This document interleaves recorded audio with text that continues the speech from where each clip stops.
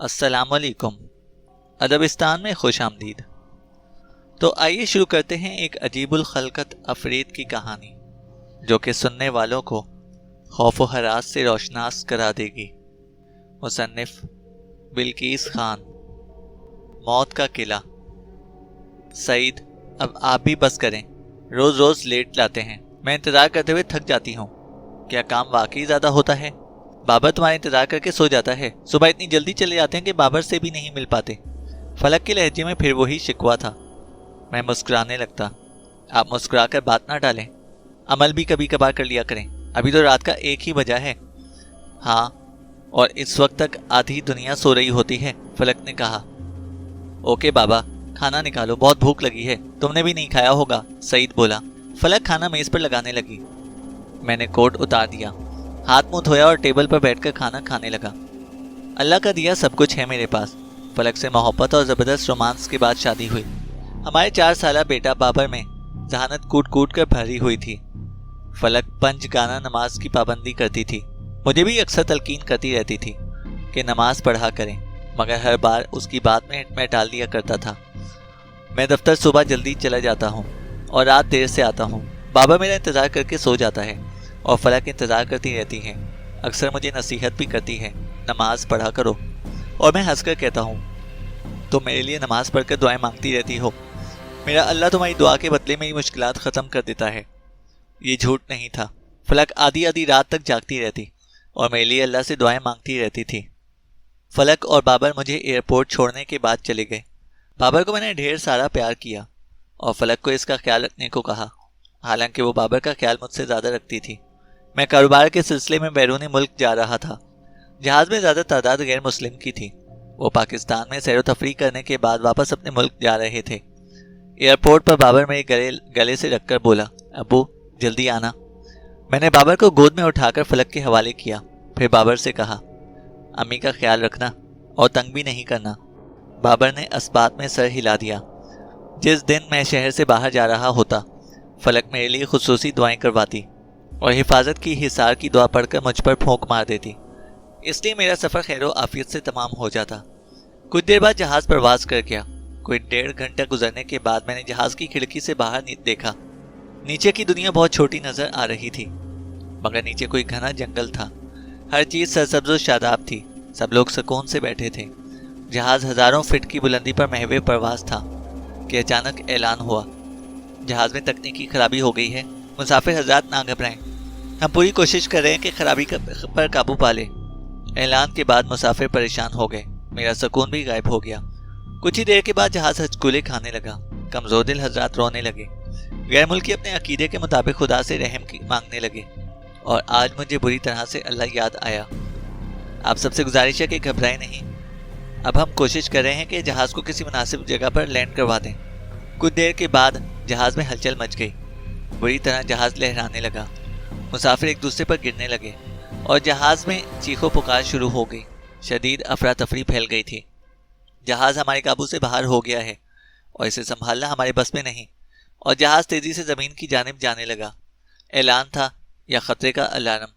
برے وقت میں سب کو اللہ یاد آ جاتا ہے، برے وقت میں ہم اللہ سے مدد مانگتے ہیں، اچھے وقت میں ہم حکم الہی سے غافل رہتے ہیں۔ جہاز پوری قوت سے زمین پر گرا اور آدھے سے زیادہ زمین میں دھنس گیا۔ بہت سارے مسافر موقع پر ہی جاں بحق ہو گئے اور جہاز کے سارے شیشے خون آلود ہو گئے۔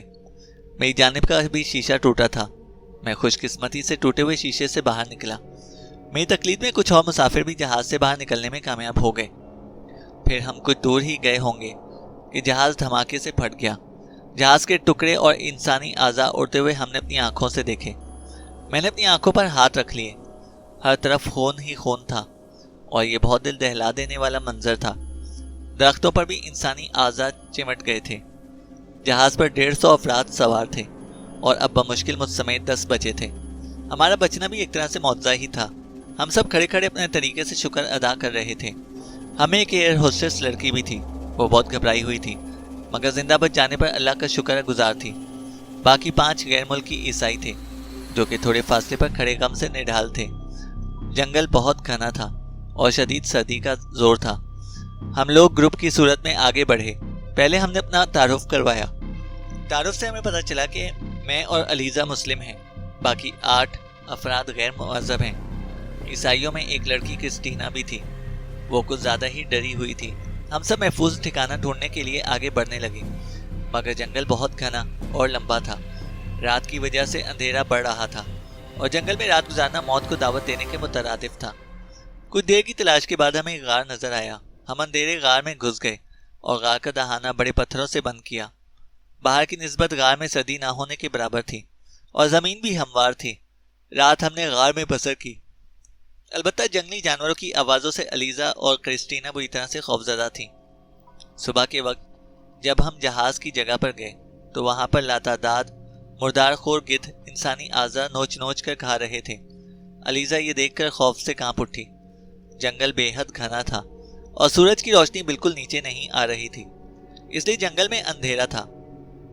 ہم جنگل سے باہر نکلنے کا راستہ تلاش کر رہے تھے، مگر جنگل شیطان کی آنت کی طرح لمبا تھا جو ختم ہونے کا نام ہی نہ لے رہا تھا۔ ایک جگہ پر ہم نے پھلوں کے درخت دیکھے تو ہم نے خوب جی بھر کر پھل کھائے اور ڈھیر سارے توڑ کر اپنے پاس رکھ لیے۔ راستہ تلاش کرنے میں ہم ناکام رہے۔ ہم دوبارہ غار میں واپس چلے گئے کیونکہ پیٹ کا ایندھن بھر چکا تھا۔ اگلے دن پھر ہم ہمت کر کے جنگل سے نکلنے کا ارادہ باندھا اور ایک سمت میں چلنے لگے۔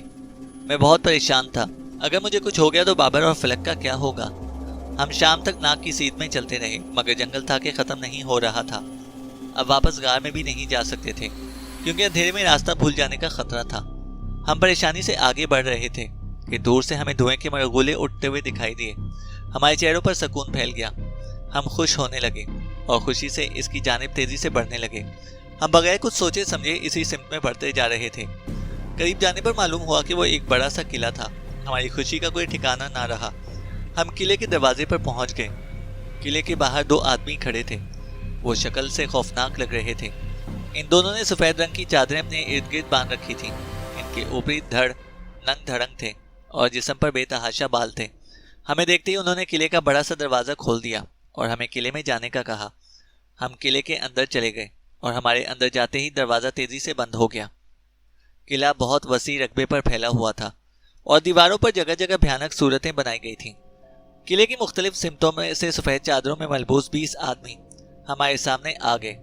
ان کے جسم بھی ریچھ کی مانند بالوں سے بھرے ہوئے تھے اور آنکھیں انگاروں کی مانند دہک رہی تھیں۔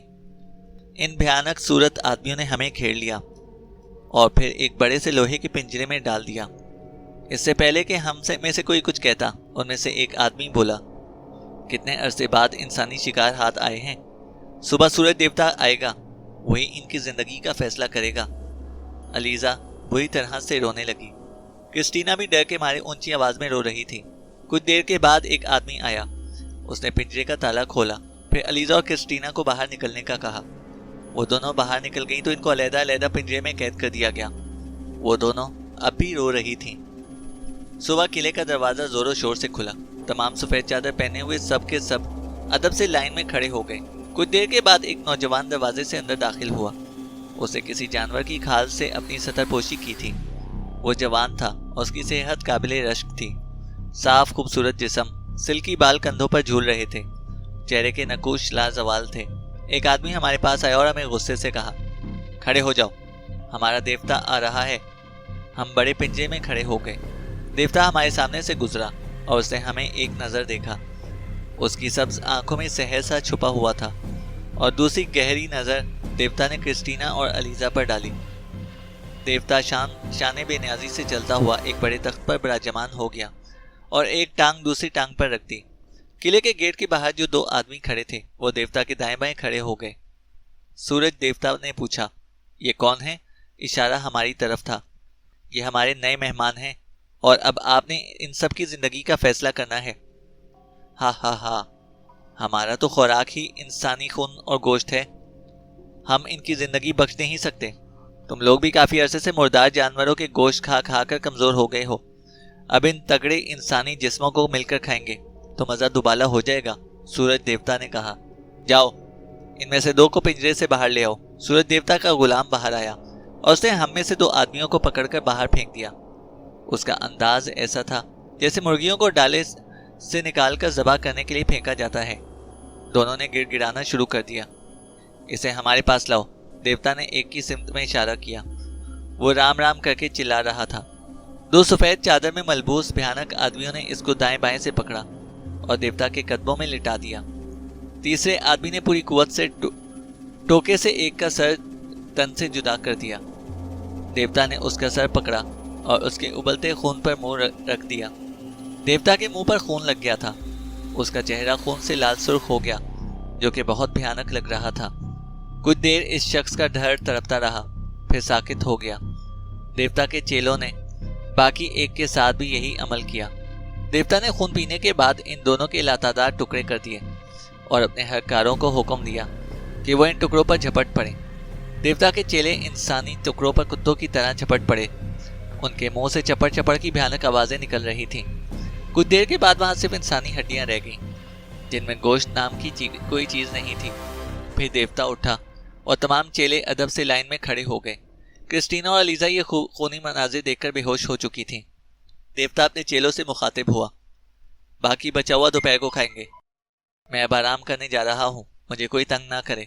دیوتا محل کے اندر چلا گیا اور اس کے چیلے ادب سے کھڑے رہے۔ دوپہر کو دیوتا باہر آیا اور پھر انہوں نے دو مردوں کو باہر نکال کر وہی بھیانک عمل دہرایا۔ ہمارے پنجرے میں اب صرف 3 آدمی باقی رہ گئے تھے۔ جہاز کے حادثے میں ہم بچ گئے، مگر ان آدم خوروں کے چنگل میں پھنس گئے۔ اب میں، ایک ہندو اور عیسائی پنجرے میں بند تھے، اور ہمارے سامنے والے پنجرے میں کرسٹینا اور الیزا ہوش سے بیگانہ موجود تھیں۔ رات کے وقت قلعے میں بے شمار دیے جل اٹھے اور دیوار کے کونوں میں مشعلیں بھی روشن ہو گئیں۔ مجھے فلک اور بابر بے تحاشا یاد آ رہے تھے۔ ابھی تک تو صرف غیر مسلموں کو مارا گیا تھا، اب مجھے لگ رہا تھا کہ میری باری ہے۔ موت کے خوف سے میری آنکھوں میں آنسو امڑ آئے اور مجھے فلک کی باتیں یاد آنے لگیں۔ وہ مجھے نیک کاموں کے بارے میں کہتی تھی، نماز کی تلقین کرتی اور روزے کی باتیں کرتی، مگر میں ہر بار ٹال دیا کرتا تھا۔ میں نے نیک کاموں کو ترک کر دیا تھا، شاید اسی وجہ سے یہ مصیبت مجھ پر نازل ہو گئی تھی۔ رات کو دیوتا کے چیلوں نے پنجرے کا دروازہ کھولا۔ میں خوف سے تھر تھر کانپ اٹھا اور دل میں خدا سے اپنے گناہوں کی معافی مانگ لی، مگر 2 کو دیوتا کے چیلوں نے پکڑ کر باہر پھینک دیا اور دیوتا کے قدموں میں انہیں لٹا کر وہی خطرناک عمل دہرایا گیا۔ پھر ان کے بے شمار ٹکڑے کر کے کتوں کی مانند ان پر ٹوٹ پڑے۔ پھر دیوتا کے چیلے اس کے سامنے سجدہ ریز ہو گئے۔ دیوتا نے گرج کر کہا، میرے محل میں ان لڑکیوں میں سے ایک لڑکی کو پہنچا دو۔ دیوتا کے چیلے کرسٹینا اور الیزا کے پنجرے کی جانب بڑھے۔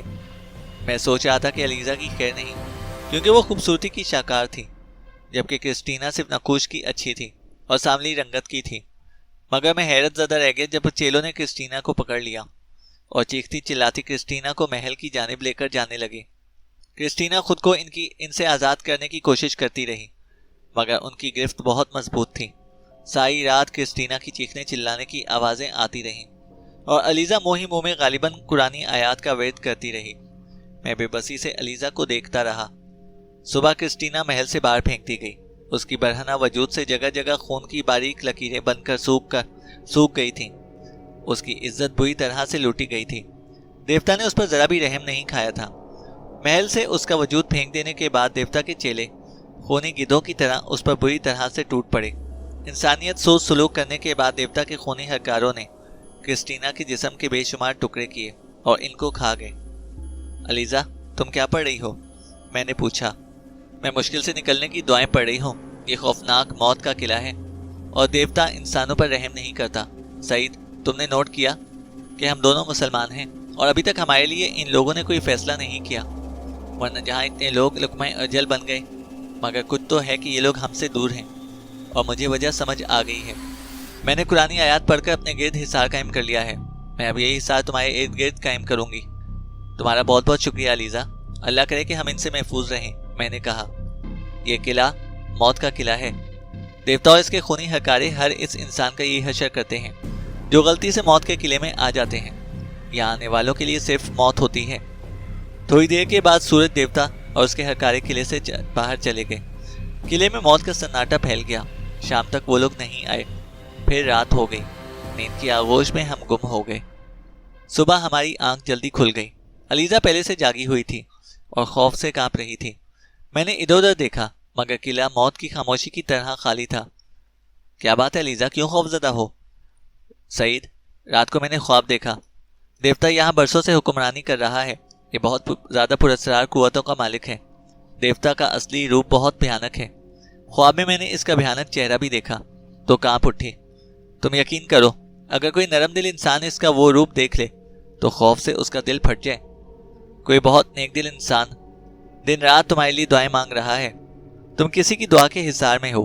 دونوں نے ہاتھ بھی بارگاہ الہی میں دعا کے لیے اٹھے ہوئے ہیں۔ میں نے خواب میں دیکھا کہ جب تک دیوتا اور اس کے چیلوں کو انسانی گوشت اور خون ملتا رہے گا، یہ تب تک زندہ رہیں گے، مگر تم قرآنی آیات کی تلاوت کرو، شاید دعاؤں کے حصار کی وجہ سے یہ بھیانک مخلوق ہم سے دور رہیں۔ علیزہ کی بات سن کر میرا منہ لٹک گیا، مجھے قرآنی آیات یاد نہ تھیں۔ میں کچھ نہ بولا، اسبات میں سر ہلا دیا۔ علیزہ، اس کا مطلب ہے کہ ہم اب یہاں سے شاید ہی زندہ بچ سکیں۔ مجھے اپنی تو نہیں مگر فلک اور بابر کی فکر ہے، وہ دونوں کس حال میں ہوں گے۔ سعید، یہ دیوتا اور اس کے چیلے یقیناً شکار پر گئے ہیں، اگر یہ کھانے کو تمہیں کچھ دیں تو مت کھانا، یہ ہمیں دھوکے سے حرام چیزیں کھلانے کی کوشش کر سکتے ہیں، علیزہ بولی۔ اچانک قلعے کا دروازہ کھلا اور دیوتا اور اس کے بھیانک صورت چیلے اندر داخل ہوئے۔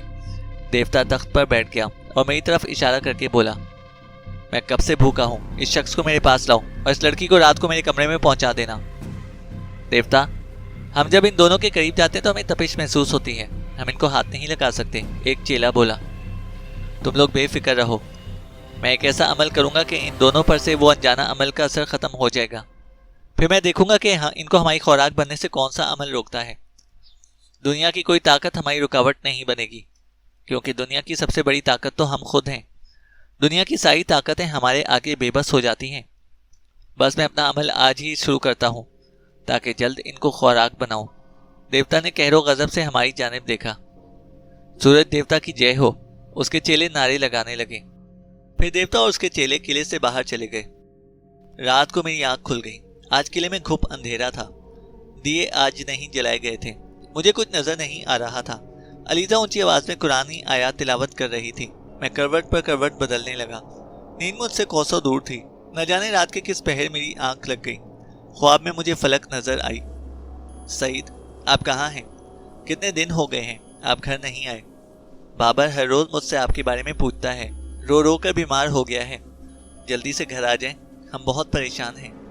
فلک، اب میں کبھی بھی گھر واپس نہیں آ سکتا، میں بہت بڑی مصیبت میں گرفتار ہو گیا ہوں، میرے چاروں سمت میں موت ہی موت ہے، خونخوار درندے میرے چاروں طرف کھڑے ہیں اور میں ان کے درمیان بری طرح سے پھنس چکا ہوں۔ وہ میرے کئی ساتھیوں کو مار چکے ہیں، بہت جلد وہ مجھے بھی قتل کر دیں گے۔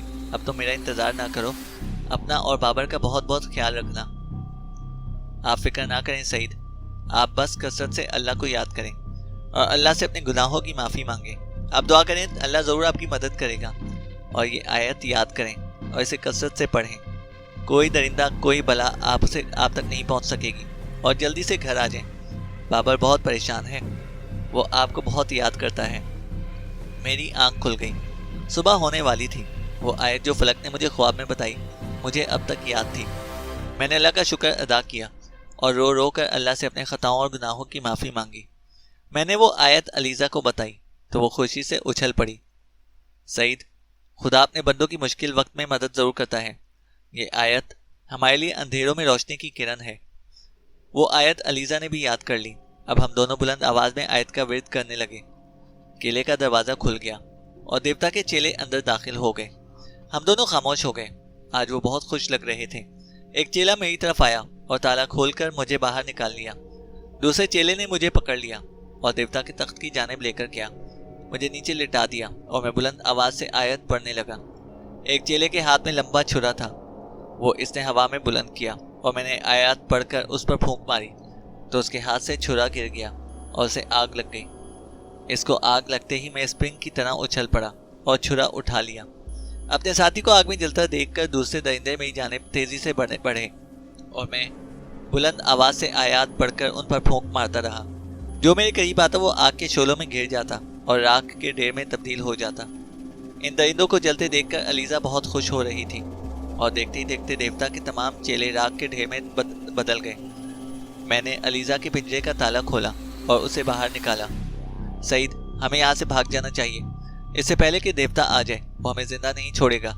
نہیں علیزہ، اب ہم نہیں بھاگیں گے، मुझे यकीन है कि इस मुबारक आयत की वजह से हम इनका खात्मा करने में कामयाब हो जाएंगे।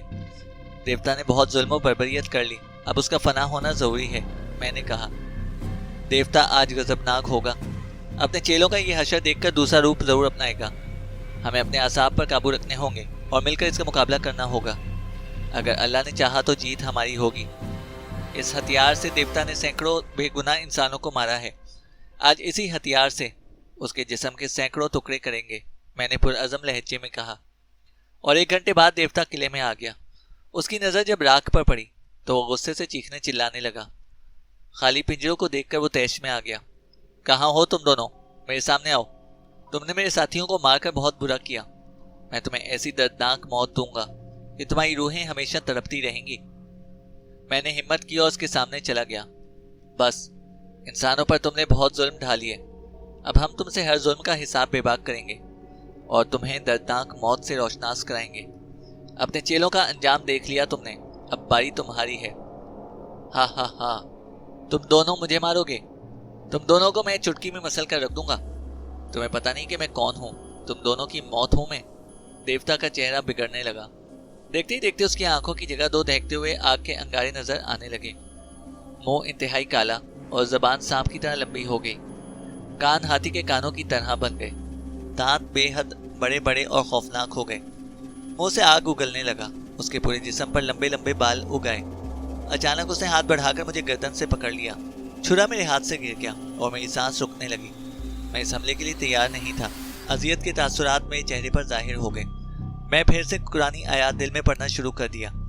आयत का पढ़ना था कि उसकी गिरफ्त मेरी गर्दन पर कमजोर पड़ गई। मैंने आयत मुकम्मल करके देवता के भयानक चेहरे पर फूंक मारी तो देवता कई फीट दूर जा गिरा। मैंने अपना सांस दुरुस्त किया और छुरा उठाकर देवता की जानिब बढ़ा। देवता गुस्से की हालत में अलीजा की सिमत में बढ़ रहा था। मैं तेजी से उसकी तरफ बढ़ा और छुरा उसके हाथ पर मारा, जिससे उसका एक हाथ कट कर रह गया। देवता का हाथ कटते ही उससे गंदा मवाद निकलने लगा। वो मुड़ा और इसने दूसरे हाथ से मेरी गर्दन पकड़ ली और मुझे ऊपर को उठाया। मैं चंद फीट जमीन से ऊपर हो गया और छुरा मैंने अलीजा की जानिब उछाल दिया। अलीजा ने फुर्ती से छुरा उठा लिया। पूरी कुव्वत से देवता के दूसरे हाथ पर वार किया। अलीजा ने देवता का दूसरा हाथ भी काट डाला था। मैं देवता की गिरफ्त से आजाद हो गया। अलीजा ने आयत पढ़ी और देवता पर फूंक मारी। देवता शिद्दत से जमीन पर गिरा। मैंने जल्दी से छुरा उठाया और अल्लाह का नाम लेकर देवता की जानिब बढ़ा। देवता, तुमने बहुत बेगुनाह इंसानों को मारा है। आज मैं तुम्हें जिंदा नहीं छोड़ूंगा। मैंने पूरी कुव्वत से देवता की गर्दन पर पे दर पे वार करना शुरू कर दिए और फिर मैंने देवता का सर तन से जुदा कर दिया। उसके धड़ से गंदा मवाद बह रहा था। देवता शिद्दत से चीख रहा था। उसकी चीखें इतनी भयानक थी कि दरख्तों पर बैठे परिंदे भी शोर मचाकर उड़ने लगे। देवता की गर्दन कट चुकी थी। उसका धड़ जमीन से उछल उछल कर तड़प रहा था। मैंने गुस्से से उसके धड़ को कई टुकड़ों में बदल दिया। उसके जिस्म के टुकड़े शिद्दत तकलीफ से उछल उछल कर दिल दहला रहे थे। कुछ देर वो जिस्मानी टुकड़े उछलते रहे, फिर राख के ढेर में तब्दील हो गए। अलीजा ने जब देवता को राख में तब्दील होते देखा तो वो दौड़ती हुई आई और मेरे गले लग गई। सईद, हमने देवता को ख़त्म कर दिया, अलीजा फरते मुसरत से बोली और मेरे चेहरे पर सुकून की लहरें फैल गईं। हम दोनों किले से बाहर की जानिब चलने लगे। किले के दरवाजे पर पहुंचकर हम रुक गए। हा हा हा हा हा हा, बेवकूफ़ हो तुम दोनों, बहुत बड़े बेवकूफ़ जो देवता को मारने चले आए। हा हा हा, बेवकूफ़, तुम क्या समझते हो कि तुमने मुझे ख़त्म कर दिया? ये कभी नहीं हो सकता। मुझे मारना इतना आसान नहीं है। दुनिया की कोई ताकत मुझे मार नहीं सकती। अभी तुमने मेरा जिस्म ख़त्म किया है, मेरी रूह अभी बाकी है और इसे तुम ख़त्म नहीं कर सकते। अब मेरी बारी है। अभी तक तो मैं सिर्फ खेल खेल रहा था और मैं तुम दोनों को रहती दुनिया के लिए इबरत का निशान बनाऊंगा। देवता नजर नहीं आ रहा था, मगर उसकी बातें दिल दहलाने के लिए काफ़ी थीं। अचानक कहीं से एक तेज धार त्रिशूल हवा में उड़ता हुआ आया। इससे पहले कि त्रिशूल मेरे सीने में पेवस्त हो जाता, अलीजा ने मुझे धक्का दिया और खुद त्रिशूल के सामने आकर खड़ी हो गई। त्रिशूल आधे से ज्यादा अलीजा के सीने में पेवस्त हो गया। अलीजा, ये तुमने क्या कर दिया? मेरी सिमत आती मौत को खुद गले लगा लिया, मैंने कहा। सईद, देवता की रूह तब फना हो सकती है जब उसके बुत को खत्म कर दो। महल में चबूतरा बना हुआ है और वहां पर देवता का हमशक्ल बुत है। तुम इस बुत को तोड़ डालो तो देवता की रूह जहन्नम वासिल हो जाएगी। वक्त बहुत कम है। मगर अलीजा, सईद, वक्त कम है, जाओ। تمہاری بیوی اور بچہ ہے، انہیں تمہاری ضرورت ہے، میرا اس دنیا میں کوئی بھی نہیں ہے۔ مرتے وقت علیزہ کی لبوں پر کلمے کا ورد جاری ہو گیا۔ ہاں ہاں، میں نے تمہاری ساتھی کو مار دیا، تمہیں مار کر میں تمہارا جسم حاصل کر لوں گا اور پھر سے یہاں اپنے محل کو آباد کر لوں گا۔ میں تجھ ملعون کو کبھی اپنا جسم حاصل کرنے نہیں دوں گا، میں وہ بت ضرور توڑوں گا جس میں تیری جان ہے، میں نے کہا۔ ہاں ہاں ہاں ہاں، دیوتا کہا لگانے لگا۔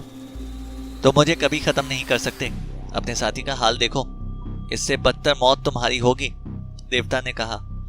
میں نے تیزی سے چھرا اٹھا لیا اور اندر محل میں پہنچ کر دیوتا کے پر آسائش کمرے کی سمت میں بڑھ گیا۔ ہاں ہاں ہاں، تم مجھے نہیں مار سکتے، دیوتا بھیانک آواز میں چنگاڑا۔ میں نے آیت پڑھی اور چھرا اٹھا کر دیوتا کے ہم شکل بت کی گردن پر پوری قوت سے چھرا مارا تو بت کی گردن ٹوٹ کر زمین پر جا گری اور اس کے ساتھ ہی بت کا دھڑ بھی ٹوٹ کر دھڑام سے زمین بوس ہو گیا اور ریزہ ریزہ ہوتا چلا گیا۔ دیوتا کی روح جو غائب تھی کہ اچانک ظہور پذیر ہوئی، آگ کے شعلوں میں وہ لپٹی پڑی تھی۔ تم نے میری ساری شکتیاں ختم کر دی، یہ جگہ بھی ختم ہو جائے گی اور یہاں سے تم بھی نہ جا سکو گے۔ محل کی دیواریں گرنے لگی، سب کچھ ہلنے لگا جیسے زلزلہ آ گیا ہو۔ مجھے تھوڑا سا راستہ نظر آ گیا، وہاں سے دیوار گر چکی تھی۔ میں نے اسی جانب دوڑ لگا دی اور جمپ لگا کر اس ٹوٹی دیوار سے باہر نکل گیا۔ قلعہ بھی دھماکوں کی زد میں تھا۔ میں دوڑتا ہوا قلعے سے باہر نکل گیا، میرے نکلتے ہی قلعہ دھماکے سے زمین بوس ہو گیا۔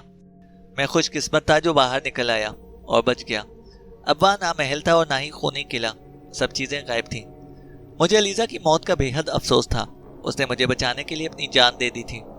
چند دنوں بعد بڑی مشکل سے میں اپنے گھر تک پہنچا جہاں فلک اور بابر میرے منتظر تھے۔ فلک مجھے دیکھتے ہی میرے گلے آ لگی۔